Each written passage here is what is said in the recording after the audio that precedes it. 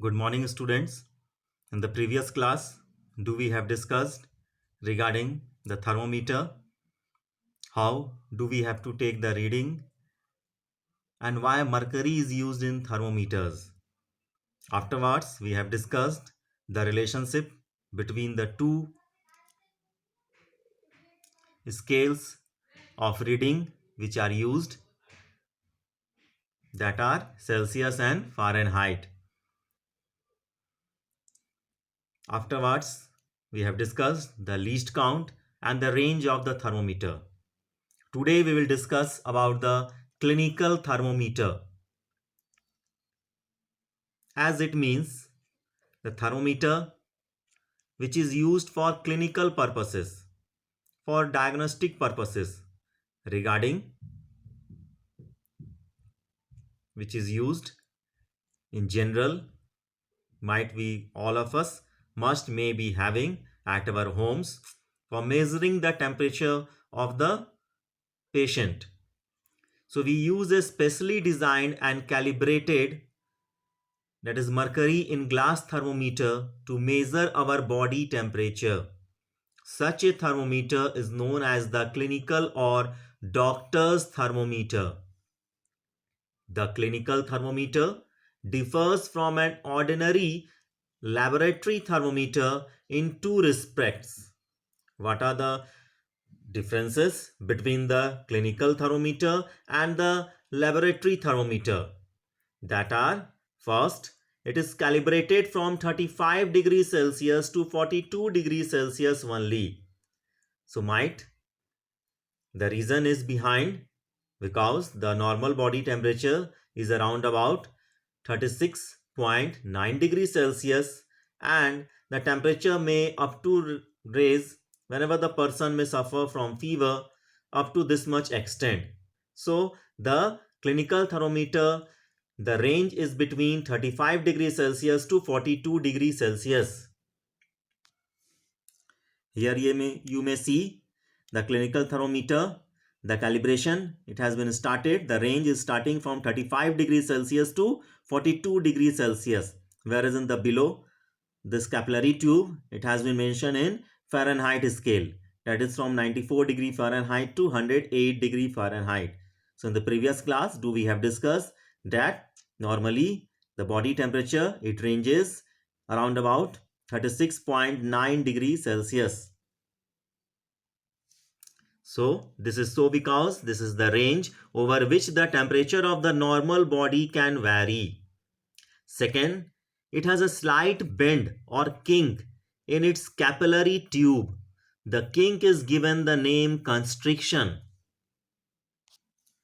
Might at this point it may be visible to you that a slight bend or constriction, or we call it as kink also, which is present in this yellow colored capillary tube. What is the function of this constriction?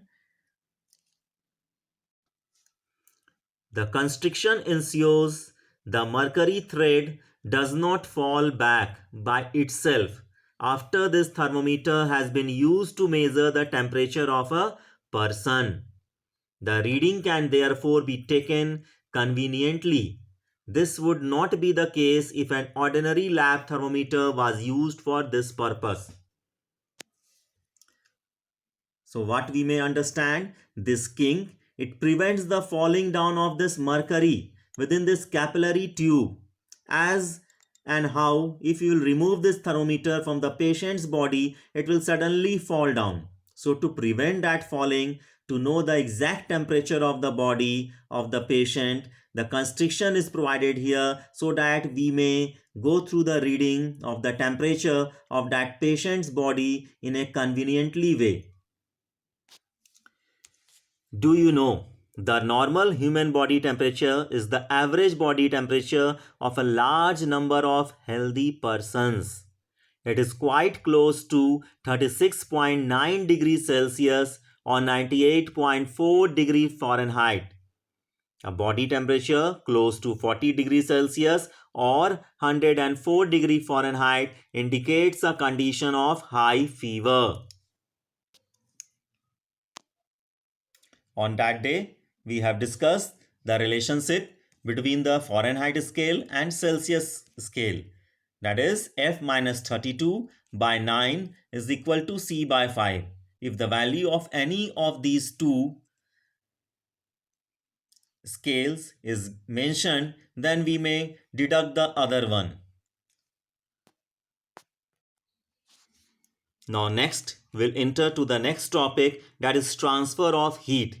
Do we have discussed in the starting, heat is a form of energy which always gets transferred from a hotter object to a colder object. So we often observe the transfer of heat from a hot body to a cold body. Simple situations like the ones given below indicate such a heat transfer. When one end of a metal rod is put in a flame, its other end also soon becomes very hot. You might, if we have observed some other observations in our day-to-day life, might if we have kept pressure cooker or made at any other utensil above the stove, might we have observed that after some time the handle and the other end of the entire utensil also becomes hot. Second, when a glass of hot water is left on a table, it becomes lukewarm after some time. Do we have also observed whenever we leave, suppose a hot tea in a cup left on a table, after some time it becomes lukewarm. Just like you may compare it in the school situation also, might during summer seasons, might all of us, you may be bringing cold water in your bottles, but as the time passes on, the cold water it comes to the normal room temperature. Third, when a metal chair is left out in the sun on a hot summer day, it becomes too hot to sit on. So might we have observed this situation also, or we may consider if we may stand in the sunlight during these days, might we may observe very much heat that we may be getting from the sun. So in all these cases, in all the three different situations do we have discussed, transfer of heat is taking place with the hot object which is losing some of its heat energy and the cold object is gaining that heat energy. We therefore say that there is a net transfer of heat from the hot object to the cold object. In nature, there are three different methods of transfer of heat.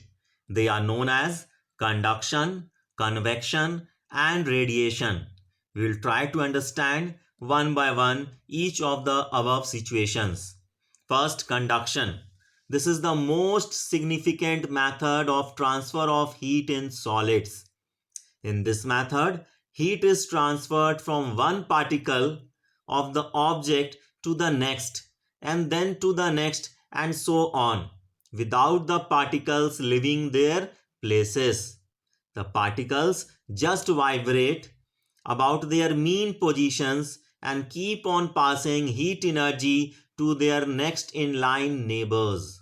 So this is the simplest way of heat transfer in the solids which takes place, and in this case what happens that the heat is transferred from one particle of the object to the next particle of the same object. So just like bit by bit the particles they gain the heat energy, they vibrate within their mean positions and keep on passing the heat energy to their next in line neighbors. To understand this, let us we will go through a simple activity to observe this method of heat transfer.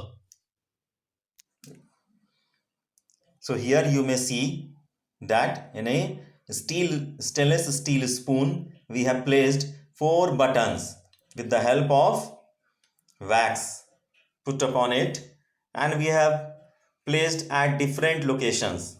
Now we'll try to heat this spoon over the flame of stove and we will try to observe the situation. So let you may observe, I am trying to heat this stainless spoon over the flame. We should try what happens in this situation.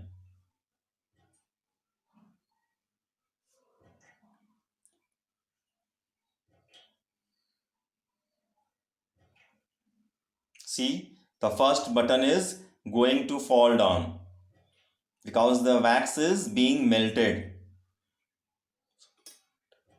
See, that first button has fallen down. Now you may see the second button. Put it so that.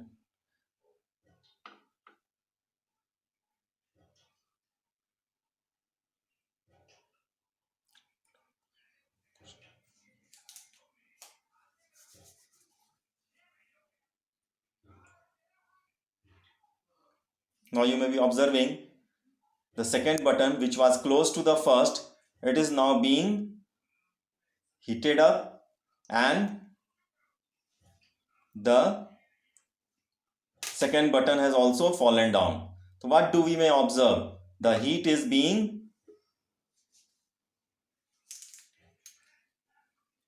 transferred bit by bit from this part to the last end of this spoon, as the particles present within this may be heated, and it may be transferring the heat from one end to the other end. So just bit by bit all the buttons will fall down after a while. That you may be observing. Now the third button that I have placed here, that is also going to fall down.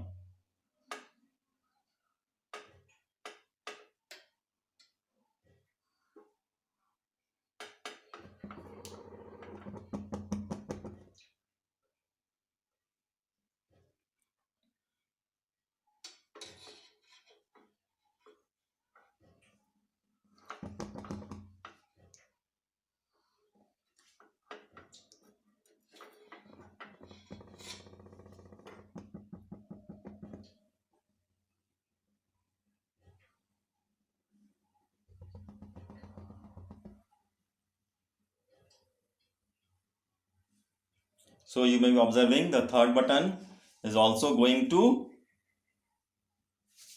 this fall down because it has been, the wax is being going to melt, and might this button will also fall down. So just now we have seen how that the conduction method was applicable for heat energy in the solids. Now let us now see whether heat energy is able to go along easily through all solids. We know that when we put one end of a metal rod in a flame, its other end also soon becomes too hot to touch. This shows that heat goes through quickly along a metal rod, and metals are thus good conductors of heat. So we might observe whenever we put the utensils, the entire utensil becomes hot. On doing the same experiment with a wooden rod, we find that the end of the wooden rod held by us does not become hot even after a long time, while the end may have burnt out by then. So we have observed, might if we may try to heat a wooden rod or a plastic rod over the flame, might that may go for burning, or it may burnt out, or the plastic may melt down, but it will not conduct the heat. This shows that heat cannot easily go along a wooden stick. Wood is thus a bad conductor of heat, and bad conductors of heat are also known as insulators. So might we have seen in the pressure cookers or cauldron or some other utensils, whenever we place above that over the flame, that at certain areas these insulators are placed so that we may hold it easily while cooking the food.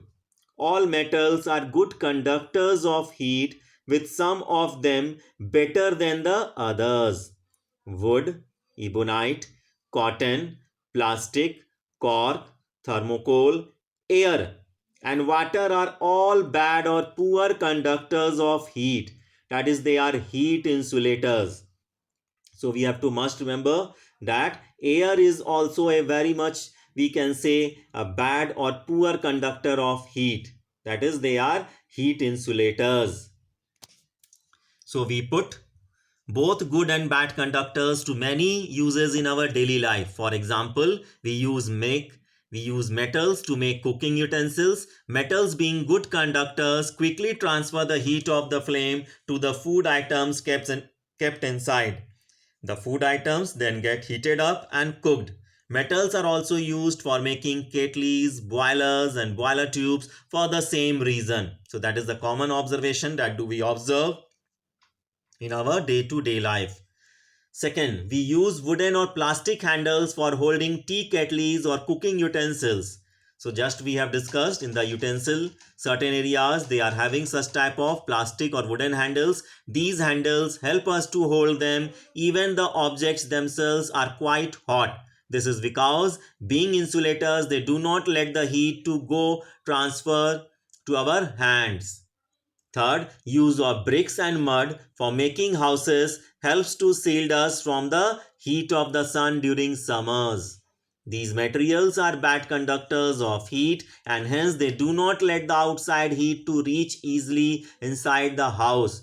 We now also understand why rooms with tin roofs often becomes very hot during summers. So might certain godowns or certain places which are having tin roofs might you have observed or felt when you might have visited during the summer season, it may be very much hot under those tin roofs. The reason is that tin is a good conductor of heat. Fourth, air is known to be bad conductor of heat. Blankets, woolen clothes and quilts help us to stay warm in winters. They make use of the bad conductivity of air. So might we may were using blankets, woolen clothes, quilts, these different types of woolen items during the winter season. So how do they keep our body warm? That the reason is behind, that is hidden behind the reason that the air, it is poor conductor of heat. The air that is trapped in between that particular woolen clothes and the skin, that helps to keep the body warm. They trap a layer of air between themselves and our body, and such trapping of air is much better in a new quilt than in an old one. So might we have observed the older quilt that doesn't keeps our body too much warm, whereas the newer quilt, it keeps our body warm very easily. The reason is behind that the newer quilt, it traps the air so much easily within between itself. So our body heat thus does not escape out through this trapped air layer and we stay warm. Fifth, ice boxes are often made as double walled containers, or we make the situations of the casseroles also. So might we may be using these types of casseroles for keeping the certain cooked items, maybe chapatis or vegetables cooked, so that it may be kept warm for longer duration. So how do they keep? The reason is behind that this one you may be observing the inner wall and this one is the outer wall.